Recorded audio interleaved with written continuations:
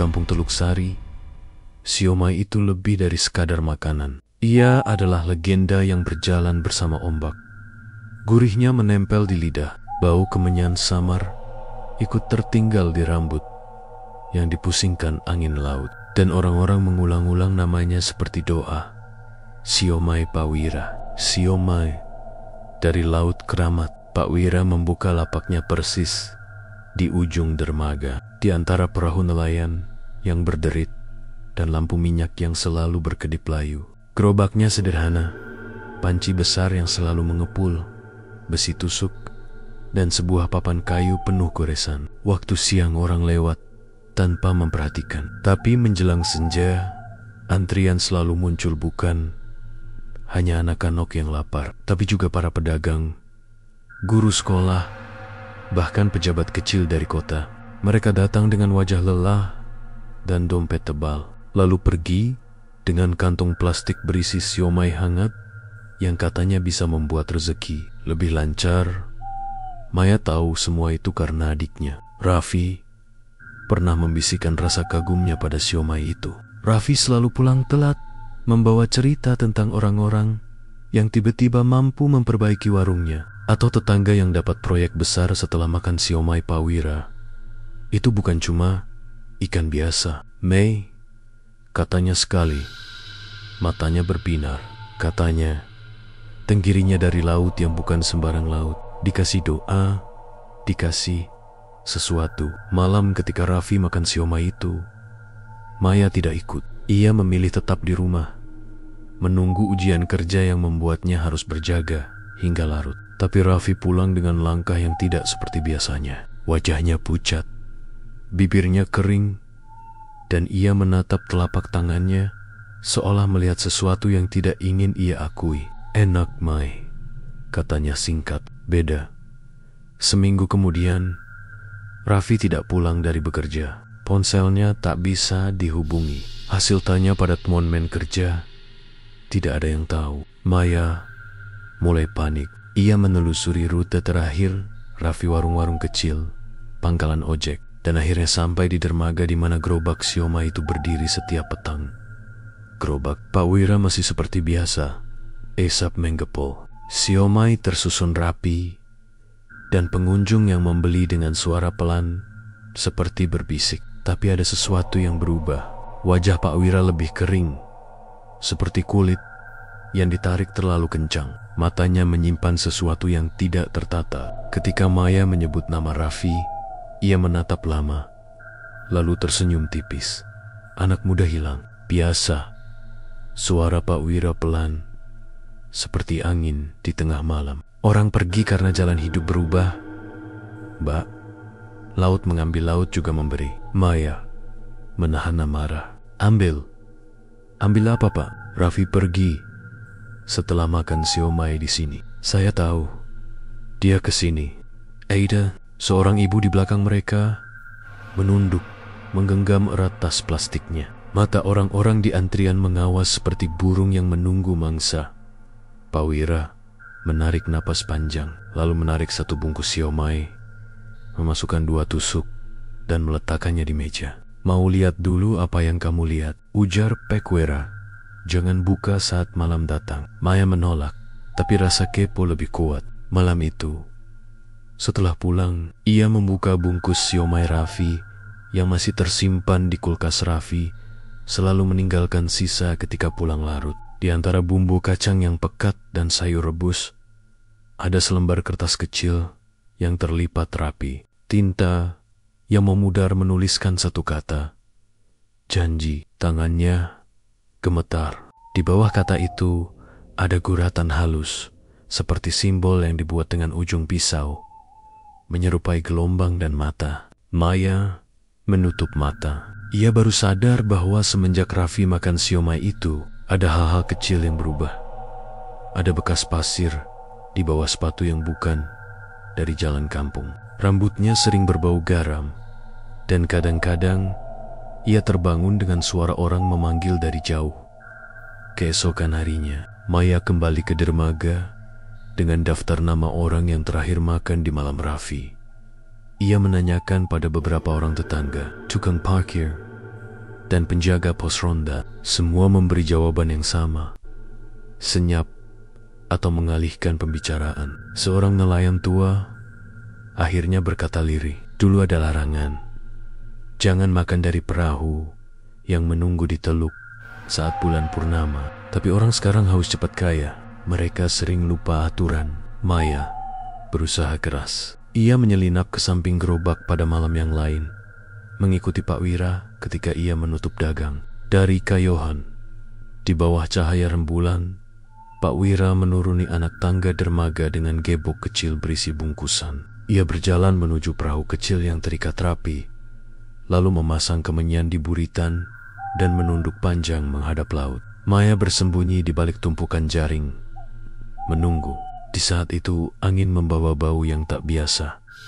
Bukan hanya garam, tapi ada campuran logam dan tanah yang hangus. Pak Wira membuka satu bungkusan di hadapan laut. Maya menahan napas. Dalam bungkusan itu bukanlah bunga atau uang, melainkan sesuatu yang kecil, putih, dan tipis. Namun ia tak mau menatap terlalu lama. Seperti ada larangan yang membuat lehernya kaku. Pak Wira mengangkat bungkusan itu setinggi dada, berbicara pelan pada laut, lalu melemparkannya. Ombak menutup rapat seolah menelan rahasia di balik gelap. Maya mendengar suara, bukan suara perahu, bukan suara nelayan, tapi suara rintihan halus yang berlalu seperti bisikan. Ia nyaris ingin maju, namun langkahnya terhenti ketika bayangan di bawah dermaga bergerak. Ada sesosok yang berdiri di gelap. Tubuhnya basah, matanya memantulkan bulan. Ia menatap ke arah Maya, lalu tanpa suara menghilang ke dalam kabut.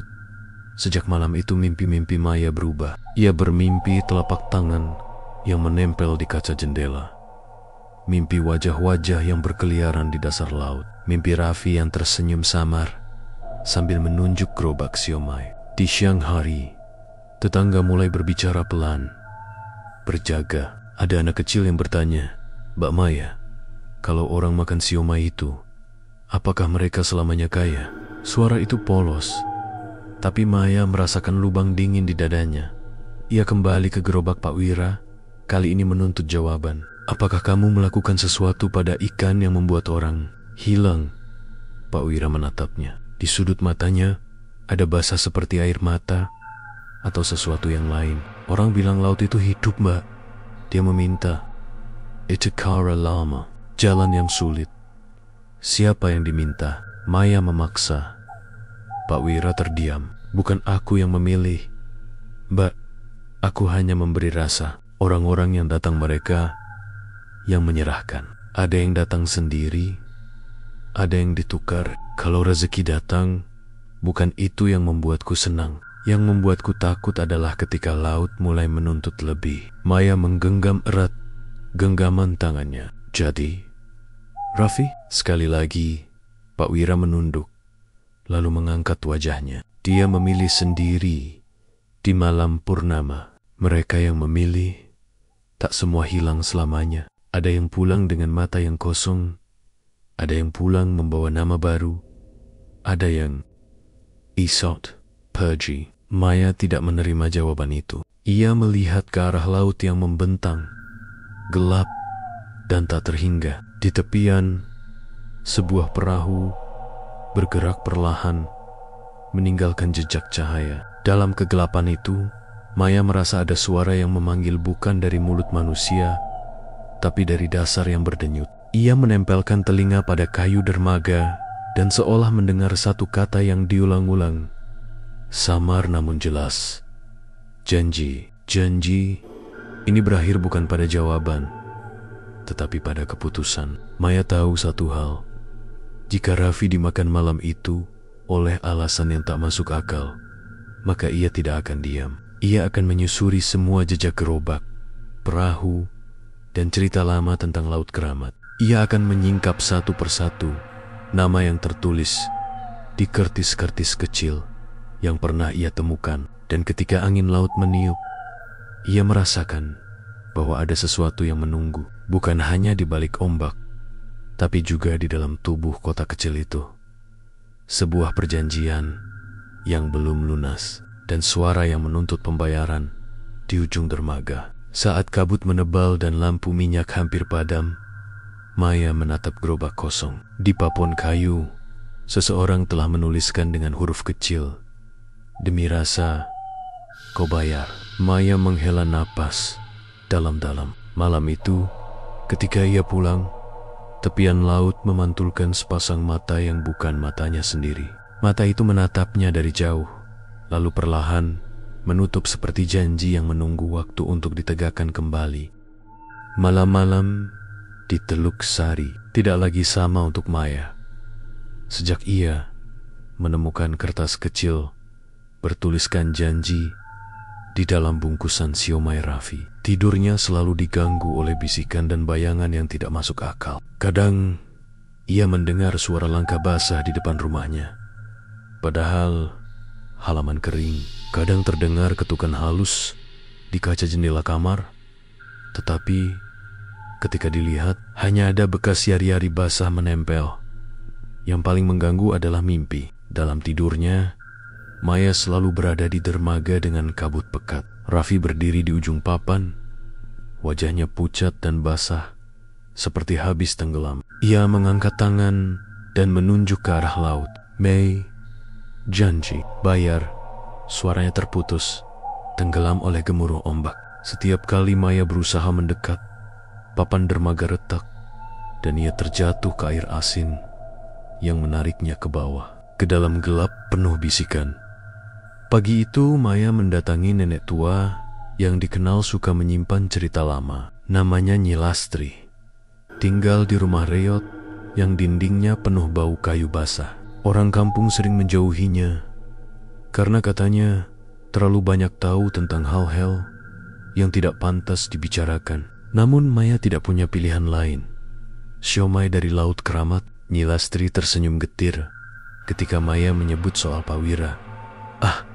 Sudah lama aku menunggu ada orang berani bertanya. Adik saya hilang. Nek, Maya berkata lirih. Saya tahu dia terakhir kali makan siomay itu. Tolong katakan, apa hubungannya? Nyi Lastri menyalakan dupa kecil. Asapnya melingkar, membawa bau pahit ke dalam hidung. Dulu, Laut Keramat itu tempat orang kampung melakukan pesugihan. Mereka menukar tumbal manusia dengan hasil laut yang melimpah. Tapi zaman berubah. Orang tak lagi berani. Hanya segelintir yang meneruskan. Dan mereka menemukan cara baru. Makanan adalah perantara. Rasa gurih itu bukan sekadar bumbu, nak. Itu darah perjanjian. Maya jadi orang yang makan siomay itu ikut jadi tumbal. Tidak semua, jawab Nyi Lastri. Matanya sayu. Hanya yang tertandai, yang hatinya paling lemah atau paling rakus. Mereka meninggalkan jejak di kertas-kertas kecil, simbol janji dengan laut, dan sekali namanya ditulis, tak ada yang bisa kabur. Maya langsung teringat kertas di siomay Raffi. Tertulis kata janji, tanpa nama, tapi jelas itu untuk adiknya. Lalu, apakah bisa ditarik kembali? Bisa diselamatkan? Maya memohon. Nyi Lastri menunduk lama, lalu berbisik, hanya dengan membayar lebih besar, atau dengan memutus rantai pesugihan itu sendiri. Tapi hati-hati, nak. Siapapun yang mencoba melawan, laut akan datang menagih. Ia tidak butuh waktu lama. Maya pulang dengan hati kalut. Di perjalanan melewati dermaga, ia melihat gerobak Pak Wira sudah siap buka, meski masih sore. Asap menggepol, bau kacang dan ikan tenggiri langsung menusuk hidung. Orang-orang antri dengan wajah sabar. Ada yang membawa anak, ada yang memakai seragam kantor. Semuanya tampak terlalu tenang. Maya memperhatikan setiap orang yang mengambil siomay. Tangannya sedikit gemetar. Mata mereka seperti kosong. Mereka tidak banyak bicara, hanya tersenyum samar seolah sedang melakukan ritual. Ketika seorang bapak membuka bungkusan siomaynya, Maya sempat melihat secarik kertas kecil terselip di dalam. Ia ingin mendekat, tapi tiba-tiba Pak Wira menoleh, menatap langsung padanya. Tatapan itu dingin, tidak marah, tapi seolah berkata, "Jangan ikut campur." Malamnya, rumah Maya mulai didatangi hal-hal aneh. Piring di dapur pecah sendiri, pintu berderit meski terkunci rapat, dan dari sumur belakang terdengar suara seseorang memanggil nama Raffi berulang-ulang. Maya memberanikan diri menyalakan lilin, berdoa, dan menutup semua celah dengan kain putih. Namun ketukan di jendela kembali terdengar lebih keras, lebih mendesak. Saat ia membuka sedikit tirai, Maya membeku. Di luar jendela ada wajah Raffi, pucat, bibir membiru, matanya kosong menatapnya. Rambutnya meneteskan air laut, bibirnya bergerak, meski suaranya hampir tak terdengar. "Tolong aku," Maya menjerit. Tapi ketika ia membuka pintu, halaman kosong, hanya bekas air menetes di tanah, meninggalkan jejak menuju arah laut. Besok paginya, Maya kembali ke rumah Nyi Lastri dengan wajah ketakutan.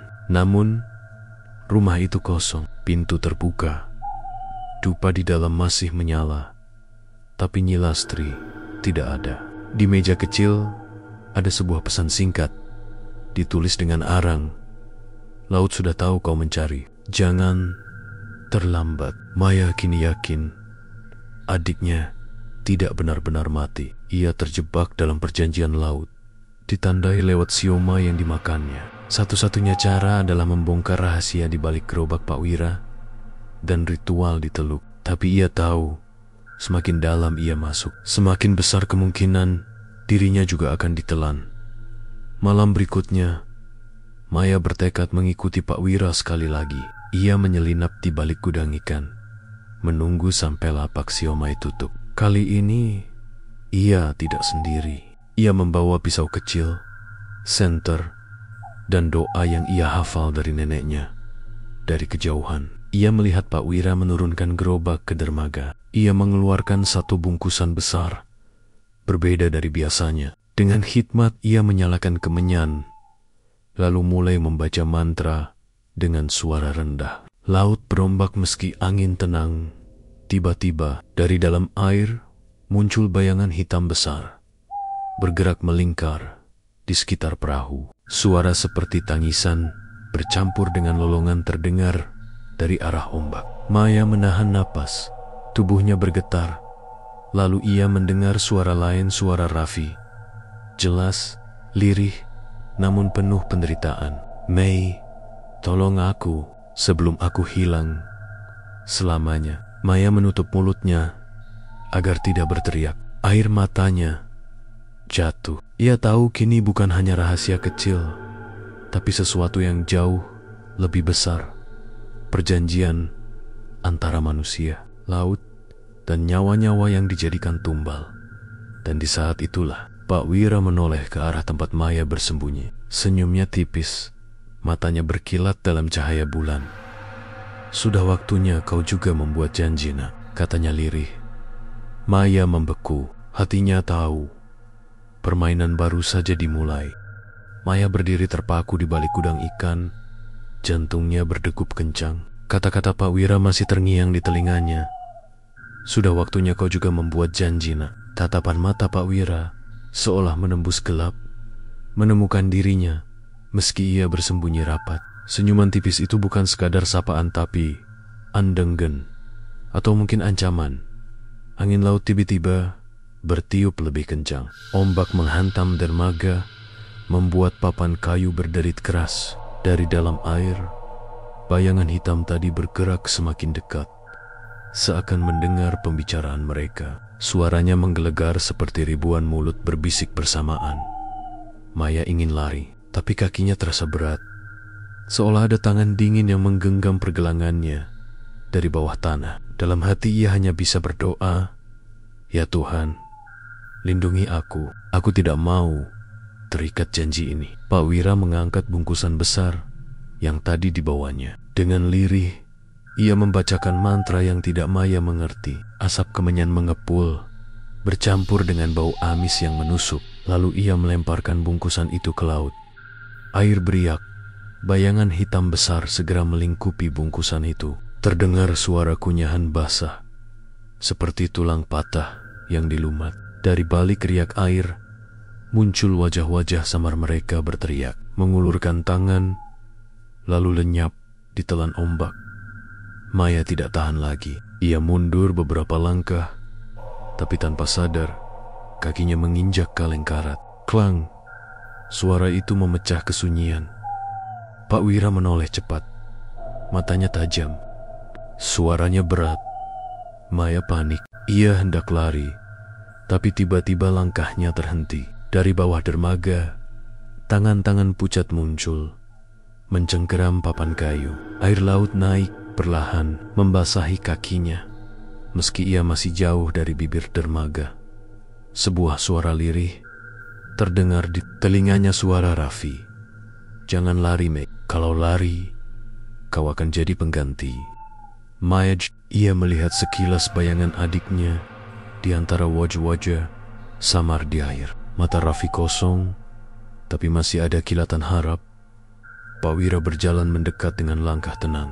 "Aku tahu kau mencarinya. Semua orang yang hilang, mereka tidak benar-benar mati. Mereka ada di sini." Ia menunjuk ke laut yang berombak. "Tapi untuk menariknya kembali, kau harus membuat janji. Laut tidak memberi cuma-cuma." Maya menelan ludah. "Apa maksudmu dengan janji? Apa yang harus kubayar?" Pak Wira tersenyum getir. "Bisa dengan nyawamu sendiri, bisa dengan orang lain. Laut hanya ingin tumbal yang sepadan." Kata-kata itu menusuk jantung Maya. Ia sadar, inilah inti pesugihan siomay legendaris itu. Setiap rasa gurih yang memikat, setiap rezeki yang tiba-tiba lancar, semuanya dibayar dengan nyawa. Air mata Maya mengalir. "Aku tidak bisa menyerahkan orang lain. Aku tidak bisa." Pak Wira menatapnya lama. "Kalau begitu, bersiaplah kehilangan adikmu selamanya." Laut tidak menunggu lama. Malam purnama berikutnya, pintunya akan tertutup. Tiba-tiba, angin berhenti. Laut yang tadinya berombak mendadak tenang. Terlalu tenang. Dari permukaan air muncul sesuatu perlahan. Sebuah wajah besar, pucat, dengan mata kosong menghitam. Rambutnya panjang terurai, meneteskan air asin. Mulutnya terbuka. Suara yang keluar bukan suara manusia, melainkan deruan ombak bercampur jeritan. Maya hampir pingsan. Itu bukan hanya bayangan. Itu adalah penunggu laut keramat makhluk yang selama ini menerima tumbal. Ia menatap Maya, dan seketika tubuh Maya kaku. Dalam pikirannya muncul bisikan yang jelas. "Beri aku nyawa, atau kubawa adikmu ke dasar." Pak Wira menunduk hormat pada makhluk itu, sementara Maya hanya bisa menggigil. Ia berusaha mengucapkan doa, tapi mulutnya terkunci. Tubuhnya seperti ditarik ke arah laut. Air sudah mencapai lututnya, meski ia tidak bergerak. Saat itulah ia melihat Raffi lagi. Tubuh adiknya melayang di permukaan. Tangannya terulur ke arah Maya. "Cepat, Mei, sebelum aku ditelan." Maya memberanikan diri berteriak. Suaranya pecah.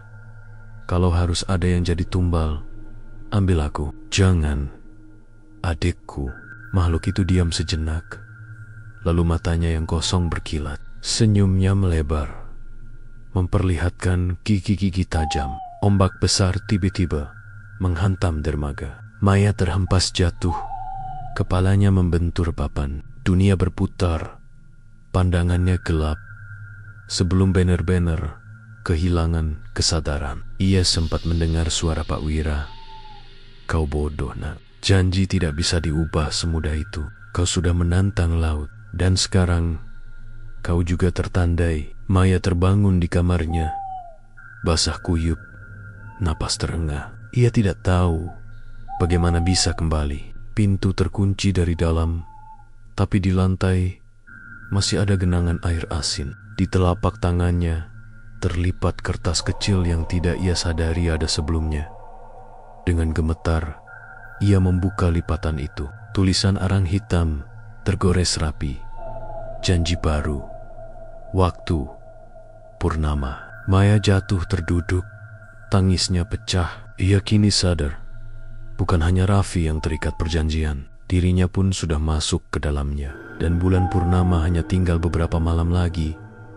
Di luar jendela, suara ombak terdengar lebih keras dari biasanya. Seolah laut sedang menunggu, menagih, dan tertawa dalam gelap. Hari-hari setelah Maya menemukan kertas janji baru menjadi neraka. Ia tidak bisa tidur dengan tenang, tidak bisa makan tanpa rasa mual, dan setiap langkahnya selalu diiringi perasaan diawasi. Bahkan di siang bolong, bayangan basah seperti siluet manusia sering muncul di sudut matanya. Ketika ia mencuci pakaian, ada tangan pucat yang muncul sekilas dari ember berisi air. Saat ia menyisir rambut di depan cermin, ia melihat wajah Raffi berdiri di belakangnya dengan tatapan kosong. Dan yang paling mengganggu, di malam-malam sunyi, selalu terdengar suara bisikan dari arah sumur belakang rumahnya. Bisikan itu mengulang kata yang sama. Janji, janji, purnama. Maya tahu waktunya tidak banyak. Malam purnama semakin dekat. Ia merasa tubuhnya semakin lemah, seolah laut perlahan menghisap tenaganya sebagai tanda ikatan. Malam itu ia nekat kembali ke dermaga. Ia tidak bisa hanya menunggu. Ia harus mencari cara memutus rantai janji itu. Dermaga tampak sepi. Hanya lampu minyak kecil yang berayun tertiup angin. Gerobak siomay Pak Wira berdiri di sana. Kosong, tapi tetap mengeluarkan aroma gurih yang anehnya membuat bulu kuduk Maya merinding. Ia memberanikan diri mengintip ke dalam panci besar di gerobak itu. Tidak ada siomay, tidak ada sayuran, hanya air rebusan keruh dengan warna kehitaman. Bau amis bercampur dengan bau kemenyan yang menusuk. Tiba-tiba dari dasar panci muncul gelembung-gelembung kecil. Maya menahan napas, lalu mendengar suara samar dari dalam rebusan itu. Maya, ia terlonjak mundur. Itu suara Raffi. Belum sempat ia berpikir, sebuah tangan kasar mencengkeram bahunya dari belakang. Maya menoleh, mendapati Pak Wira berdiri dengan wajah muram. Matanya merah seperti orang kurang tidur. Bibirnya gemetar. "Kau seharusnya tidak kembali ke sini," katanya pelan, tapi penuh tekanan. "Kenapa aku?" "Kenapa aku juga?" Ditandai. "Aku tidak pernah makan siomaimu." Pak Wira menutup mata sebentar, lalu berdesah berat. Laut tidak memilih berdasarkan siapa yang makan. Laut memilih berdasarkan siapa yang berani menantang. Dan malam itu, kau sudah menyerahkan dirimu sendiri ketika berkata ingin menggantikan adikmu. Kata-kata itu membuat tubuh Maya lunglai. Benar ia sendiri yang berteriak menawarkan nyawanya. Tanpa sadar, itu sudah dianggap sebuah perjanjian. Tapi masih ada jalan. Lanjut Pak Wira. Suaranya lebih lirih. Setiap pesugihan punya celah. Laut hanya bisa menuntut selama janjinya dijaga oleh penjaga pertama. Maya mengerutkan dahi.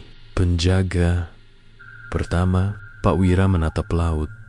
Wajahnya getir. Orang yang pertama kali memulai perjanjian itu. Jika ia dilenyapkan, rantai janji bisa patah.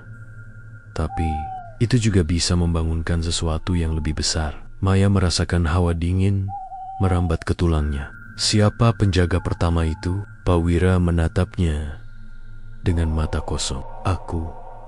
Maya terdiam. Angin malam semakin kencang. Ombak menampar dermaga, membawa suara tangisan samar.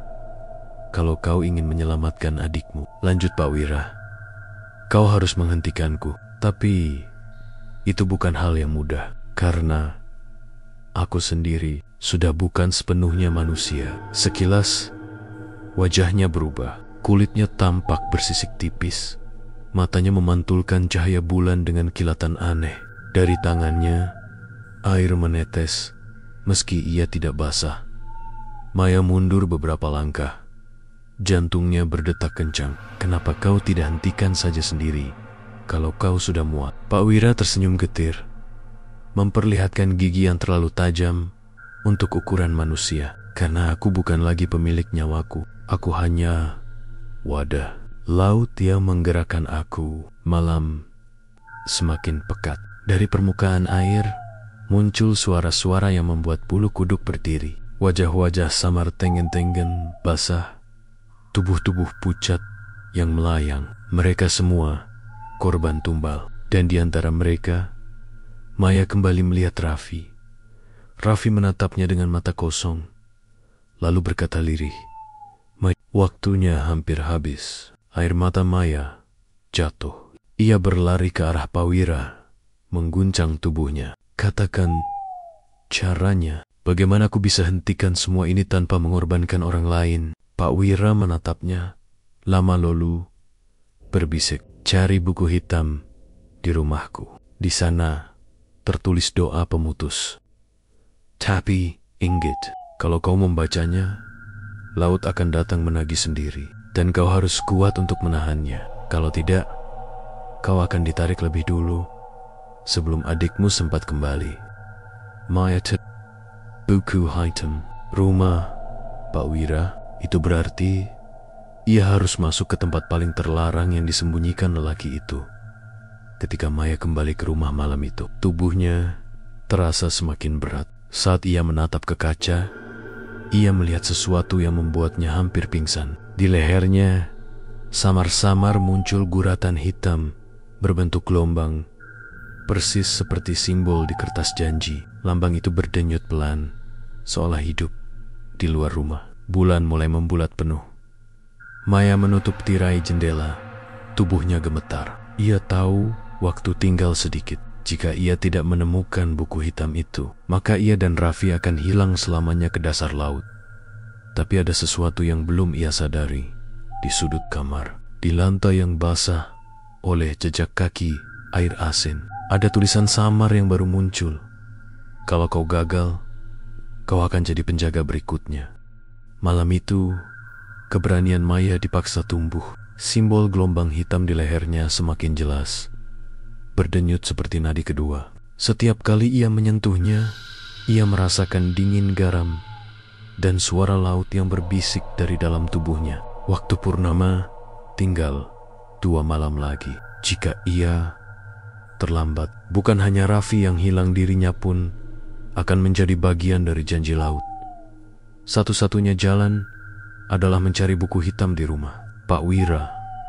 Rumah Pak Wira terletak agak jauh dari dermaga, berdiri sendiri di tepi kebun kelapa yang jarang dilewati orang. Bangunannya tua, berdinding kayu gelap yang tampak rapuh, dengan jendela kecil berdebu. Orang-orang kampung jarang mendekat. Katanya, setiap malam ada suara orang bercakap-cakap di dalam, padahal Pak Wira tinggal seorang diri. Maya datang diam-diam, membawa senter kecil dan pisau dapur untuk berjaga. Jalan setapak menuju rumah itu dipenuhi suara jangkrik. Tapi anehnya, ketika ia semakin dekat, suara alam tiba-tiba hilang. Sunyi, seolah seluruh hutan menahan napas. Pintu rumah itu tidak terkunci. Maya mendorong perlahan, engselnya berderit panjang. Bau amis langsung menyambut campuran antara ikan busuk, kemenyan, dan sesuatu yang seperti darah kering. Di ruang utama, ada meja panjang penuh bekas sesajen. Di atasnya berserakan mangkok-mangkok berisi bunga layu, potongan kain putih, dan cangkang kerang yang hitam terbakar. Di dinding, tergantung jaring-jaring ikan yang meneteskan air, padahal tidak ada ember atau wadah di bawahnya.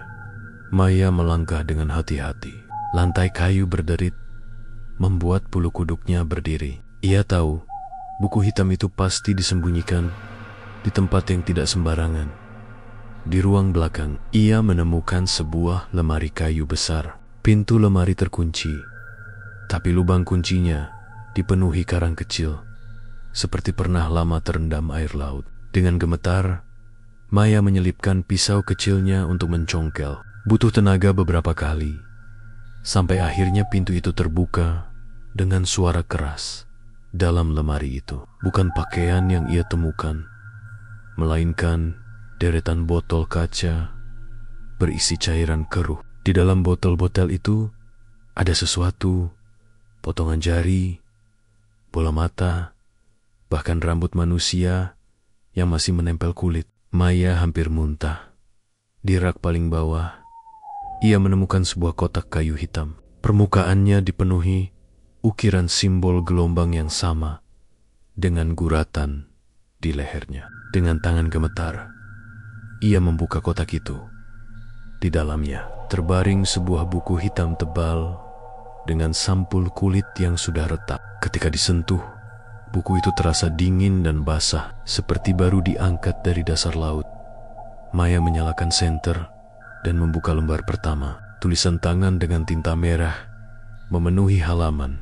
Kata-katanya campuran antara bahasa Jawa kuno dan Latin. Di bagian tengah, ia menemukan sesuatu yang bisa ia pahami. Pemutus janji dilakukan dengan doa penolak. Dibaca saat laut terbuka di malam purnama. Namun, pembaca harus mengganti tempat penjaga lama. Jika gagal, tubuh dan jiwanya akan ditelan menjadi bagian laut selamanya. Maya menutup mulutnya. Jadi benar, untuk memutus perjanjian, ia harus menantang laut langsung. Dan jika berhasil, Pak Wira akan terbebas. Tapi gantinya ia yang harus menahan. Tangannya gemetar ketika ia membuka halaman berikutnya. Di sana ada nama-nama korban yang pernah menjadi tumbal. Puluhan, bahkan ratusan. Dan di deretan paling bawah, ia melihat nama Raffi ditulis dengan tinta merah segar. Air mata Maya jatuh. Ia menelusuri huruf-huruf itu dengan jari, seolah bisa menarik adiknya keluar dari halaman tersebut. Tiba-tiba, terdengar suara langkah berat dari depan rumah. Pintu berderit terbuka.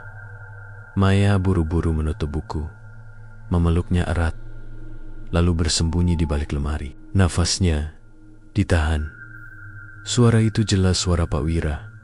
Ia masuk perlahan. Langkahnya berirama dengan suara tetesan air dari jaring. "Aku tahu kau di sini, Maya." Suaranya parau. "Buku itu bukan untuk kalau kau baca, kau tidak akan keluar hidup-hidup." Maya menahan napas. Jantungnya seperti akan meloncat. Ia mendengar langkah kaki mendekat. Lantai kayu berderit. Bayangan tubuh Pak Wira terlihat lewat celah lemari. Dalam ketegangan itu, tiba-tiba senter Maya mati. Gelap pekat menelan ruangan. Di tengah gelap, terdengar bisikan lain. Bukan suara Pak Wira, melainkan suara yang datang dari dalam buku hitam yang ia peluk. Bisikan itu lirih, tapi jelas. "Bacalah aku di purnama. Aku akan membukakan pintu, tapi kau harus siap menjadi penjaga berikutnya." Maya ingin menjerit, tapi tidak ada suara keluar. Pak Wira kini berdiri tepat di depan lemari. Tangannya menyentuh pintu lemari, siap menariknya. Tapi sebelum ia sempat membuka, dari arah luar rumah terdengar suara keras seperti jeritan panjang, bercampur suara ombak menghantam. Tanah bergetar, rumah itu berguncang.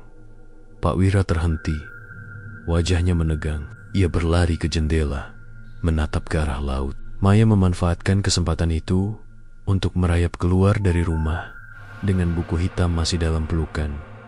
Ketika ia berhasil keluar, matanya membelalak. Laut di kejauhan bergolak hebat, meski bulan belum penuh. Ombak naik tinggi, dan dari permukaan air muncul wajah raksasa pucat dengan mata kosong yang pernah ia lihat. Makhluk laut itu sudah mulai bangkit sebelum waktunya. Maya berlari sekuat tenaga. Air matanya bercucuran. Di telinganya, suara Raffi kembali terdengar samar. "Cepat, Mek. Purnama semakin dekat." Malam itu, Maya tidak tidur. Ia duduk di lantai rumahnya, menatap buku hitam yang kini mengeluarkan bau amis samar. Ia tahu, malam purnama yang tinggal sehari lagi akan menjadi penentuan. Apakah ia berhasil memutus janji dan menyelamatkan Raffi, atau justru menyerahkan dirinya pada laut untuk menjadi penjaga baru. Di luar jendela, angin membawa suara ombak yang makin keras, dan di dinding rumahnya, air asin mulai merembes, meninggalkan jejak gelombang seperti simbol yang kini juga ada di lehernya. Malam itu bulan bulat sempurna, seperti piring perak yang ditempatkan di atas langit. Udara dingin menggigit kulit, dan aroma garam membuat kepala Maya terasa pusing. Jantungnya berdetak kencang, bukan karena takut pada kegelapan semata, melainkan karena waktu yang terasa menekan detik demi detik, seolah memaksa napasnya untuk lebih cepat.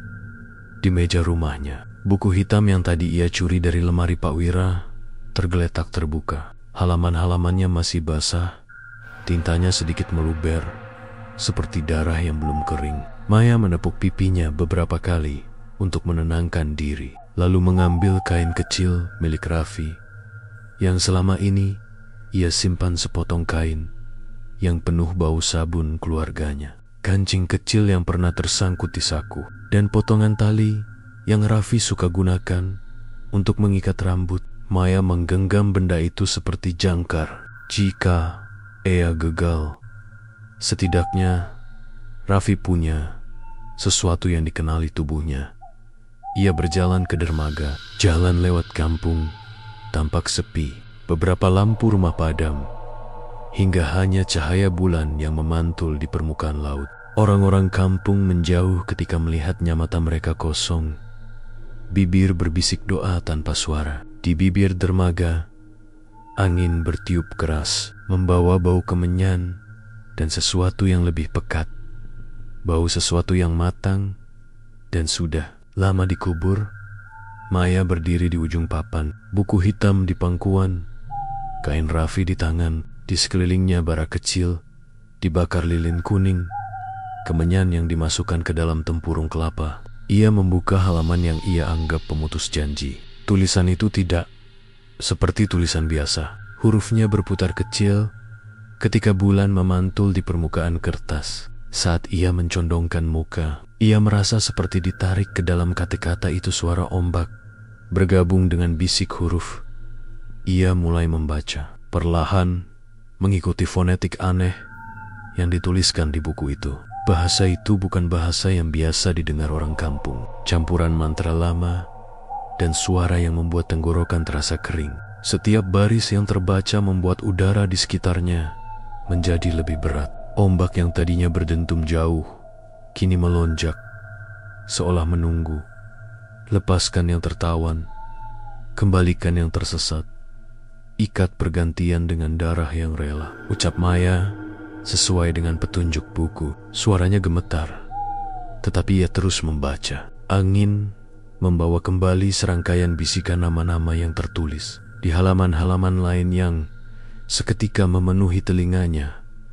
Tiba-tiba, permukaan laut retak seperti kaca. Kabut muncul, padat, lalu dari dalamnya muncul wajah-wajah sekilas, lalu lenyap yang pernah ia lihat di mimpi para tumbal. Mereka mengelilingi perahu kecil yang dipakai Pak Wira. Suara mereka bukan lagi sekadar rintihan, tapi nada yang penuh tuntutan. Di antara mereka ada Raffi lebih kurus, kulitnya pucat, matanya seperti kaca. Ia mengangkat tangan, menunjuk ke arah Maya. Mei, suaranya meluncur seperti dari dasar sumur. Cepat, jangan berhenti. Maya menahan napas, lalu menutup mata sejenak, mengingat wajah Raffi saat masih sehat gembira. Jahil. Ingatan itu memberi kekuatan. Ia melanjutkan membaca. Di sampingnya, langkah berat terdengar. Pak Wira muncul dari bayang-bayang. Wajahnya lebih tua dari biasanya. Mata merah seperti orang yang terlalu sering menatap air malam. Ia berdiri menatap Maya tanpa kata. Kau tidak harus lakukan ini. Suaranya parau. Kalau kau berhenti sekarang, mungkin ada cara lain. Maya menggeleng. Tidak ada cara lain, Pak. Kalau aku tidak lakukan, Raffi akan hilang. Pak Wira menunduk. Lagu sedih yang tidak pernah ia dengar mengalun dari bibirnya. Aku yang memulai. Aku yang berjanji. Kalau kau memutuskan untuk melawan, kau harus tahu risikonya. Buku itu tidak berbohong. Maya menatap matanya. Mana kau saat aku butuh bantuan? Kau yang menjual rasa itu ke orang-orang kau tahu apa yang terjadi. Pak Wira mengangkat tangan, menahan. Aku tahu. Dan itulah yang membuatku tetap di sini megang pintu. Seharusnya kau akan jadi penjaga jika kau memutus. Tapi Eida Kara, cara yang mungkin kau bisa menipu takdir. Ia berhenti, bijak dan putus asa dalam waktu yang sama. Tapi menipu laut selalu mahal. Maya menghela napas. Waktu terus berjalan. Ia menutup buku, membuka halaman khusus tengah yang memperlihatkan satu paragraf lebih panjang. Instruksi akhir. Di sana tertulis bahwa pembaca harus melakukan dua hal: menulis nama yang ingin dibebaskan dengan darahnya sendiri pada selembar kulit ikan, lalu meletakkan dirinya di antara laut dan daratan, membuka hati dan menerima pergantian. Jika pembaca menulis nama selain dirinya, hasilnya tidak pasti bisa membebaskan satu nama, tetapi pembaca akan menjadi penjaga baru dengan jiwa yang terbelah. Maya menggenggam pisau kecil. Tangan yang gemetar menyentuh ujung logam, dan kulit di jari manisnya teriris sedikit. Darah keluar, merah di bawah lampu lilin. Ia meneteskan satu tetes pada kain Raffi, seolah mengikat nama itu dengan darah. Dengan goresan tangan gemetar, ia menuliskan nama Raffi lengkap dengan nama kecil yang selalu ia panggil pada sepotong kulit ikan yang ada di dalam kotak sesajen. Darahnya menyebar, tinta menjadi gelap, huruf berubah menjadi simbol yang berputar seperti cangkang. Saat ia menaruh kertas itu di atas air, sesuatu terjadi. Ombak mendidih, kabut mengumpul, dan makhluk besar yang sejak awal menjadi penunggu, menenggelam, muncul setengah badan di atas permukaan. Matanya seperti dua lubang hitam yang memantulkan bulan, dan ia membuka mulutnya lebar. Suara yang keluar merobek telinga. Di saat yang sama, tangan-tangan dari air meraih ke arah Maya, bukan hanya menenggelamkannya, tetapi mencoba merampas kulit ikan bertuliskan nama Raffi. Maya menggenggam kuat kain Raffi dengan tangan yang lain. Ia tahu mana prioritas. Ia harus meletakkan kertas di tengah laut agar mantra bekerja. Dengan seluruh tenaga, ia melangkah ke ujung dermaga. Seolah menantang ombak, gelombang mendesak.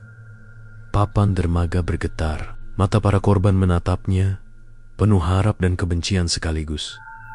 "Tutup mata dan panggil namamu," kata sebuah suara dari buku suara yang seperti berasal dari mulut buku itu sendiri. Maya tahu ini adalah bagian yang paling berbahaya.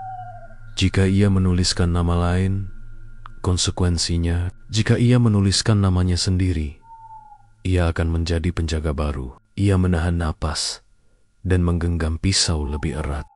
Ia melihat lagi wajah Raffi senyum kecil di pojok mulut, tangan yang suka mencuri makanan. Ia berpikir tentang semua orang yang sudah lenyap, tetangga, pedagang, anak kecil yang pernah bertanya padanya. Tanpa ragu, Maya menggigit ujung jarinya lebih keras sampai darah menetes lebih banyak. Dengan darah itu, ia menuliskan namanya juga di pinggir kulit ikan, sebuah tanda kecil. Bukan nama lengkap, hanya inisial. Itu adalah tipuannya.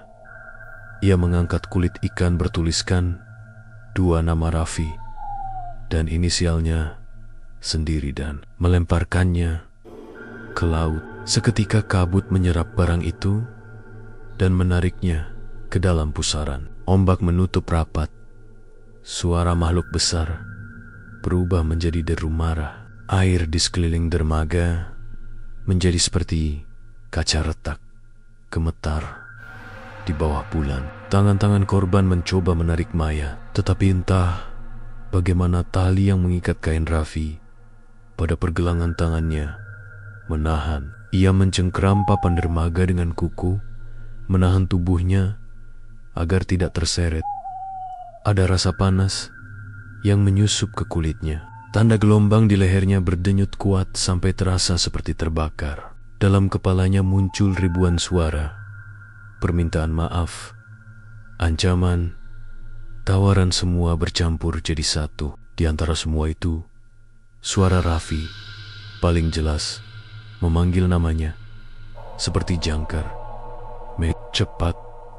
Jangan takut. Maya menggertakkan gigi, menelan rasa sakit, dan mulai membaca bagian terakhir dari buku itu, doa yang mengikat dan melepaskan. Kata-kata itu seperti paku yang mengetuk keras di tulang kepalanya. Alam seakan menolak, angin menjerit, dan bulu kuduk di lengannya berdiri. Ketika ia sampai pada baris akhir, ia merasakan sesuatu merobek dari dalam sebuah tarikan yang kuat ke bawah. Seperti ada tangan besar yang mencengkeram jantungnya.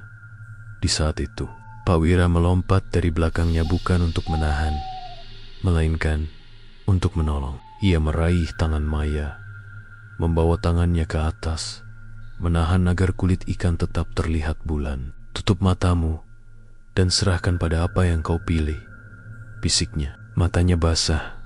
Maya menutup mata. Ia merasakan sesuatu mengangkatnya bukan di tubuh, tapi di jiwa. Ia merasakan tenggen-tenggen para korban seperti menempelkan luka-luka mereka pada dirinya, mencoba menariknya ke bawah agar dia menjadi bagian dari laut. Seketika, tubuhnya terasa ringan dan berat sekaligus. Di kepala Maya, suatu kesadaran baru muncul. Ingatan ribuan orang yang jadi tumbal wajah. Rasa rindu, penyesalan. Ketika ia membuka mata, ia melihat Raffi di depan berdasarkan cahaya samar. Tubuhnya mulai menghilang dari bentuk roh menjadi tubuh yang masih hangat. Tangannya gemetar, tapi ia berdiri.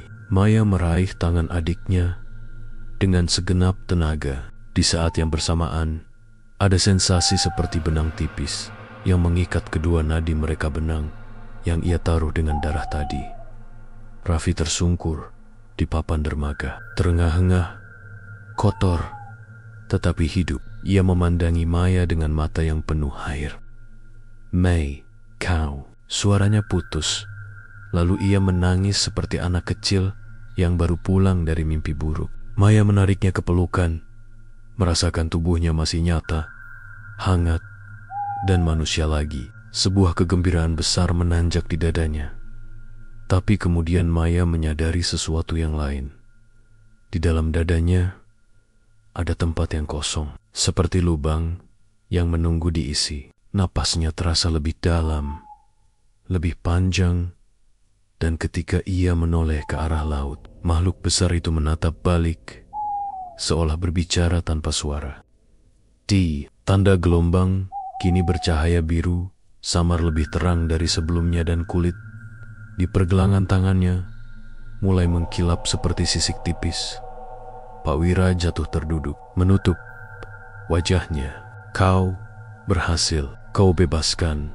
Suaranya pecah, tapi kata-katanya tidak selesai. Angin meniup dan merenggutnya. Di balik tubuhnya, dari permukaan laut, muncul sosok lain lebih besar, lebih kosong. Wajahnya bukan lagi hanya makhluk penunggu, tapi ada sesuatu di baliknya, seperti pintu yang tertutup rapat. Maya melihatnya, dan hatinya tercekat. Ada keputusan yang terjadi. Perjanjian memang pecah sebagian. Raffi bip, namun rantai itu belum putus sepenuhnya. Ia mencari penjaga baru, dan tanda di leher Maya serta kilauan pada kulitnya memberitahu apa yang telah dipilih satu persatu. Suara-suara korban mulai menyatu menjadi satu nada panjang, lalu menghilang ke dalam laut. Ombak mereda pelan-pelan, kabut tersapu angin. Orang-orang di kampung menunduk. Wajah mereka berubah dari kosong menjadi air mata. Mereka merasakan kehilangan, tetapi juga lega. Maya menatap tangannya sendiri. Ada perubahan halus. Kuku sedikit menebal. Kulitnya terasa dingin seperti batu karang. Dan ketika ia menyentuh air, sensasi listrik kecil merayap di kulitnya. Ia mencoba menarik napas panjang. Suara di kepalanya kini bukan lagi hanya pikirannya. Ada bisikan lain, lembut, menunggu instruksi. Raffi mendongak, melihat ke arah ibunya, ke arah kampung. Mei, kau, kenapa kau basah begini? Kau bau lot. Maya tersenyum samar, dan air mata mengalir. "Raffi, kau pulang. Itu yang penting." Tetapi di sudut matanya, ia melihat sesuatu yang membuat darahnya beku. Bayangan di balik Pak Wira menoleh ke arahnya, dan sebuah bisikan terdengar, tidak untuk telinga siapapun kecuali dia. "Jadilah penjaga." Ia merasakan daya dorong di dadanya, bukan suatu paksaan yang kasar, melainkan sebuah tugas yang sekarang mengikatnya. Di dalam hati kecilnya ada kehendak untuk melindungi kampung, untuk menahan amukan laut jika suatu saat kembali menagih. Namun dia juga merasakan kehilangan. Bagian dari dirinya kini tinggal di dalam air, berbisik pada ikoniken, mendengar gerakan tinta dalam buku hitam. Malam itu, di dermaga yang sunyi, Raffi ditopang oleh Maya yang basah. Ia selamat, dan kampung terselamatkan untuk sementara. Namun ketika matahari mulai bangkit, kulit di pergelangan Maya menunjukkan sisik tipis yang berkilau. Mata kecilnya terkadang memantulkan kilau seperti laut dalam, dan ketika ia menutup mata untuk tidur, ia mendengar bisikan lembut yang bukan miliknya sendiri. Suara yang mengingatkannya pada tugas barunya. Bab ini tidak berakhir dengan kebahagiaan penuh. Ia berakhir dengan janji Raffi hidup, tetapi Maya kini membawa bagian dari laut di dalam dirinya. Ia telah menang, namun harga itu masih menunggu untuk dibayar kapan saja ombak ingin menagih lagi. Di bawah sinar purnama berikutnya, seseorang lain mungkin akan mengetuk pintu dermaga, dan suara dari dasar laut akan memanggil nama baru. Di bibir dermaga, di bawah kayu yang masih basah, ada sebuah ukiran kecil huruf yang baru saja tertulis oleh rerumputan saat gelombang terakhir reda. Demi rasa, Cowbell. Maya menatap laut panjang, merasakan panggilan yang tak habis. Dia menarik Raffi lebih dekat dan berbisik, setengah janji, setengah peringatan. "Jangan pernah ambil yang bukan milikmu. Kalau kau lapar akan cepat kaya. Ingat, laut selalu menuntut." Di kejauhan, gelombang berbisik, dan nama-nama yang tertulis di buku hitam masih bergetar, menunggu bab selanjutnya. Pagi setelah malam purnama itu, kampung terlihat seperti baru saja melewati badai. Ombak yang semalam mengamuk kini tenang, tetapi meninggalkan pasir hitam dan pecahan kerang di sepanjang bibir pantai. Orang-orang keluar dari rumah dengan wajah penuh lega, berbisik syukur karena ritual kutukan siomay akhirnya berhenti. Tak ada lagi korban yang hilang. Siomay Pak Wira tak lagi dijual, dan kabarnya rasa gurih legendaris itu telah lenyap bersama tumbalnya. Namun di balik semua syukur itu, Maya merasakan sesuatu yang tidak bisa ia bagi dengan siapapun. Di lehernya, guratan gelombang kini membara samar, seperti ukiran yang tak bisa hilang. Di kulit tangannya, sisik tipis memantulkan cahaya matahari pagi. Setiap kali ia mendengar suara ombak, ada bisikan samar yang hanya dirinya yang mengerti. Seolah laut berbicara langsung ke dalam kepalanya.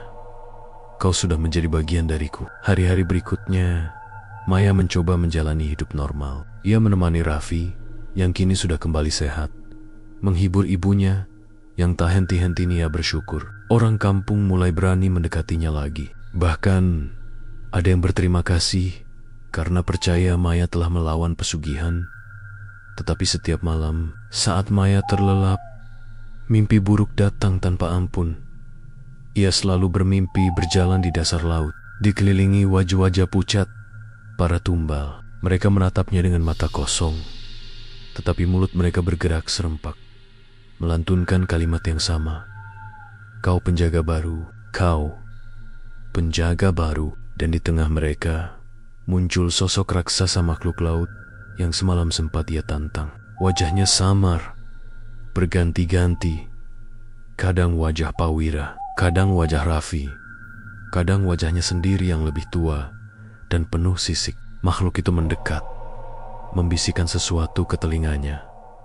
"Janji, belum selesai. Kau akan menagih atau ditagih. Maya selalu terbangun dengan tubuh basah. Bukan keringat, melainkan air asin yang menetes dari ujung rambutnya.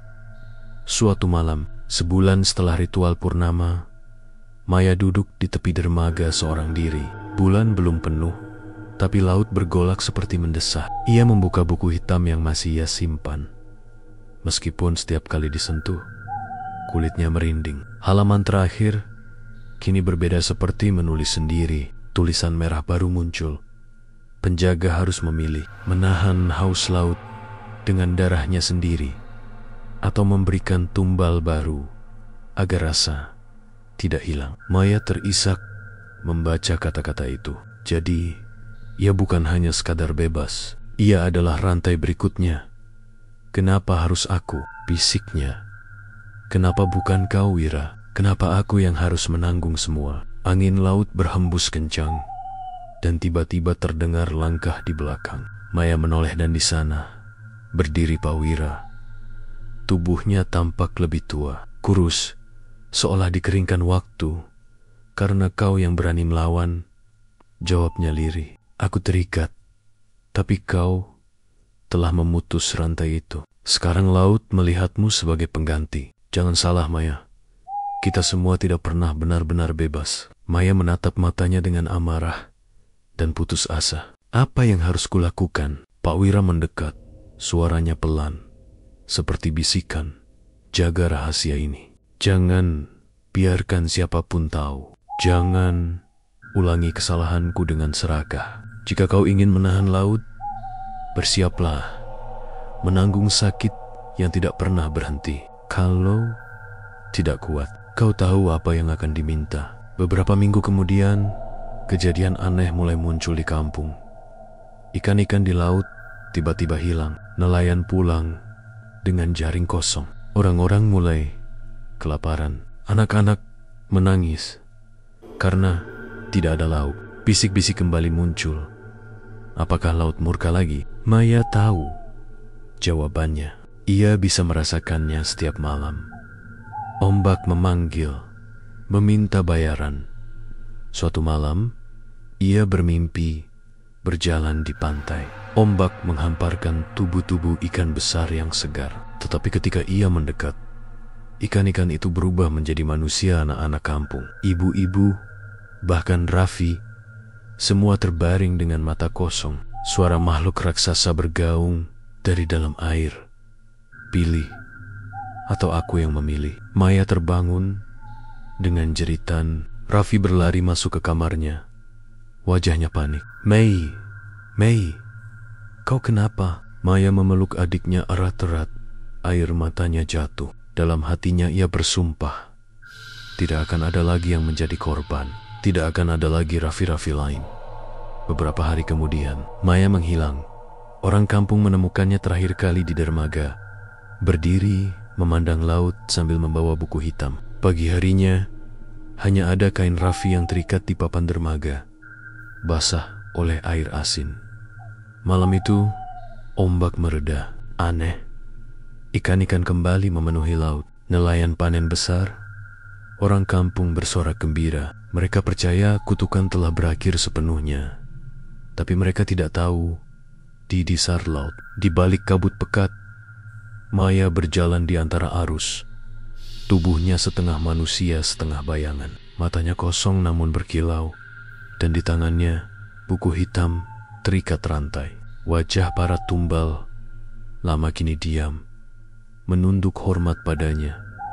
Dari kegelapan, makhluk raksasa itu muncul, menatapnya dengan senyum samar. Selamat datang, penjaga baru. Maya menutup matanya. Ia tahu hidupnya di darat telah berakhir. Tapi di dalam hatinya, ia berbisik satu janji terakhir. Asal Raffi hidup, asal kampung aman, aku rela. Tapi jangan salah, aku akan menjaga dengan caraku sendiri. Sejak saat itu, siomay Pak Wira tak pernah lagi dijual. Rasa gurih legendaris itu lenyap. Kampung kembali hidup normal. Meski sesekali orang masih mendengar bisikan aneh dari laut pada malam purnama, Orang-orang berkata itu hanya suara ombak. Namun, ada yang percaya itu suara Maya penjaga baru yang menukar hidupnya dengan keselamatan kampung. Dan di ujung dermaga tua yang sepi, ukiran itu masih ada, semakin dalam seolah diukir oleh gelombang sendiri. Demi rasa, kau bayar.